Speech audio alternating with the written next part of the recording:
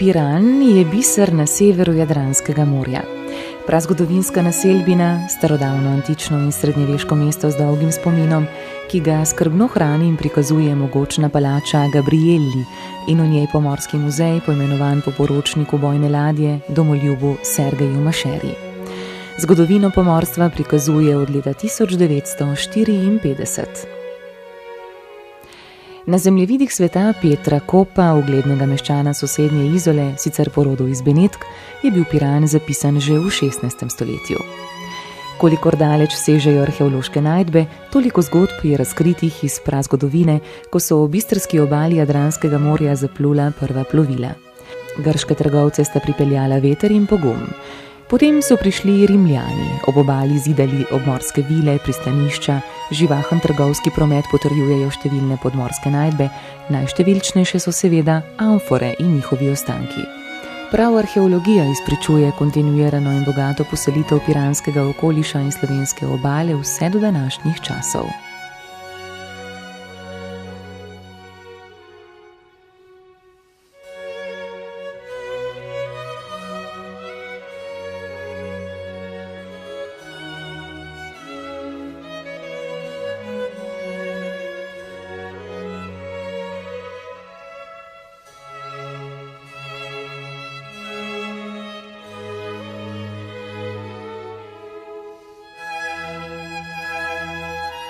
Pomorski muzej Sergeja Mašere razkazuje nadvse privlačne modele lesenih morskih plovil, ki jih je izdelal izjemno izobražen jezuit iz Ljubljane Gabriel Gruber.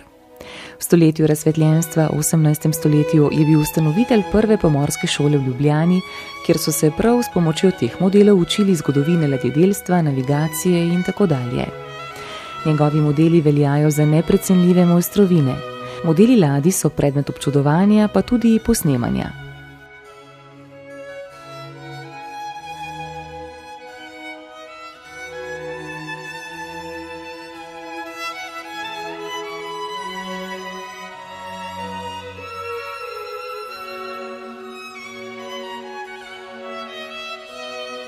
Dolga zgodovina pomorstva ob istrski obali severnega Jadrana se razkošno zrcali tudi v zbirki marinističnega slikarstva. Avtorji različnih narodnosti so v 18., 19. in v začetku 20. stoletja upodobili ladje, pomorske bitke in pomorščake ter ribiče. To je največja in najpomembnejša zbirka tako imenovanega marinističnega slikarstva pri nas, ki zaseda pomembno mesto med podobnimi ob Jadranu in Sredozemlju. Mnogo ribiških plovil, zlasti tistih zgrajenih iz lesa, je v drugi polovici 20. stoletja odplulo v zgodovino. Kustosi Pomorskega muzeja pa so sistematičnim dolgoletnim zbiranjem in naročanjem ladijskih modelov pravočasno rešili vedenje in spomin nanje.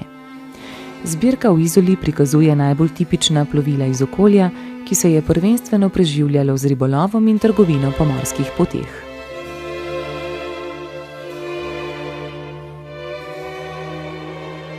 V mogočni piranski mestni hiši, historicistični palači, ki stoji na mestu nekdanje iz beneškega obdobja, veliko sejno dvorano krasi monumentalno platno beneškega renesančnega slikarja Domenica Tintoretta. Slika Marije z otrokom med svetim Jurijem, piranskim patronom, in svetim Markom, zaščitnikom Beneške republike, je velika priprošnja, slika z do danes ohranjeno legendo. Posebej zanimiva je veduta piranskega pristanišča iz druge polovice 16. stoletja.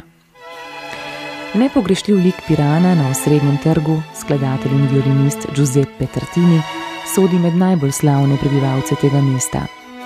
Piranski muzej je njegovemu življenju in delu namenil spominsko sobo, kjer so razstavljeni dragoceni originali. Njegova violina, njegova posmrtna maska in številni rokopisi njegovih raziskav različnih področij, od glasbene teorije do matematike. Tartinijevo glasbeno izročilo nadaljujejo številne glasbene ustanove in že tradicionalni festivali in tekmovanja.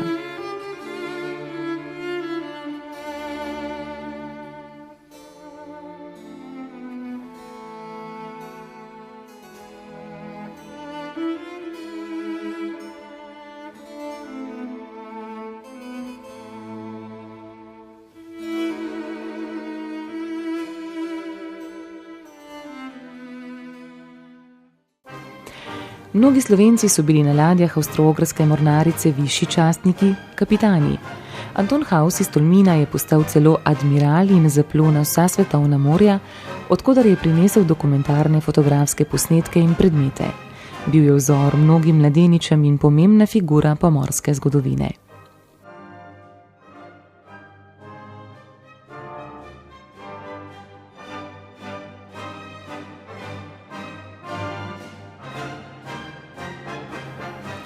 Tudi po prvi svetovni vojni so mnogi Slovenci služili kruh na trgovskih in bojnih ladjah Kraljevine Jugoslavije. To obdobje do konca druge svetovne vojne je dokaj dobro raziskano in nudi številne naslove za nadaljnje študije.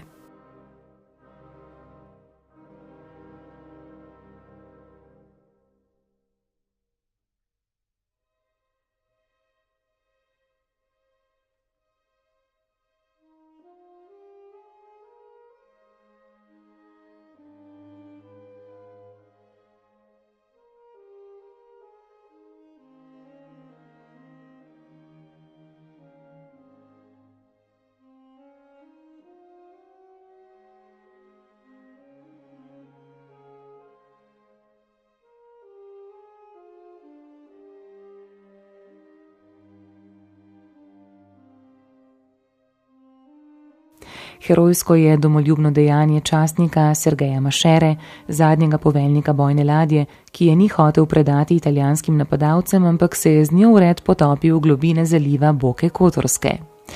Po njem nosi Piranski muzej svoje ime in po njem so svoj boj nadaljevali pomorski pomorščaki do leta 1945.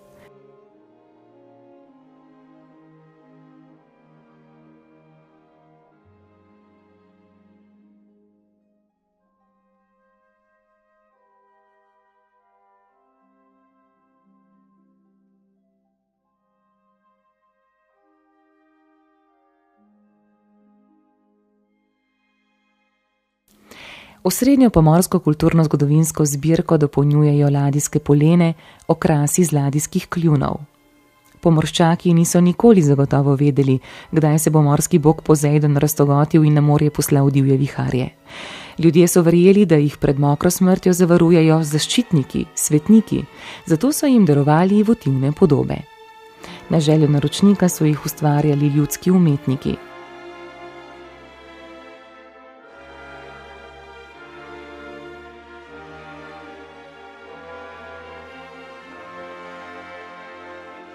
Najstarejša piranska pomorska votivna podoba je iz častitljivega leta 1643. Edino muzejsko plovilo v privezu v piranskem pristanišču tik pred muzejsko palačo je lesena jadrnica iz leta 1936, ki sta jo svetovno priznana baletnika Pia in Pino Mlakar podarila Pomorskemu muzeju. V mogočni stavbi Monfort v Portorožu, nekdanjemu skladišču soli, oživljajo muzejski delavci stara zgodovinska in poškodovana plovila. Razstavljeni predmeti vzbujajo med obiskovalci neskrito zanimanje. Piran je ustvarila sol, se glasi star piranski pregovor.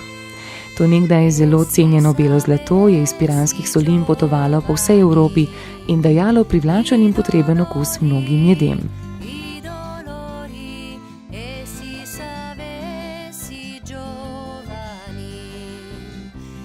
Zgodovina solin je zgodovina teh prostorov in etnološka zbirka na solinah je njena zgovorna priča.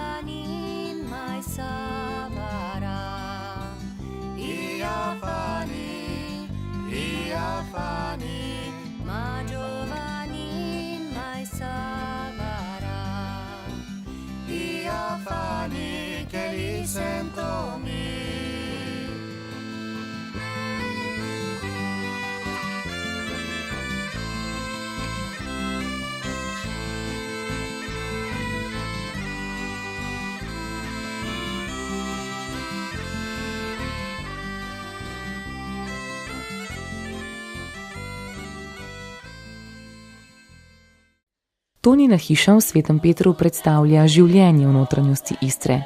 Je pomemben pomnik časa in gospodarske dejavnosti ljudi prejšnjih časov, obenem pa nam prikazuje oblačilno in stanovanjsko kulturo revnejših slojev podeželskega prebivalstva.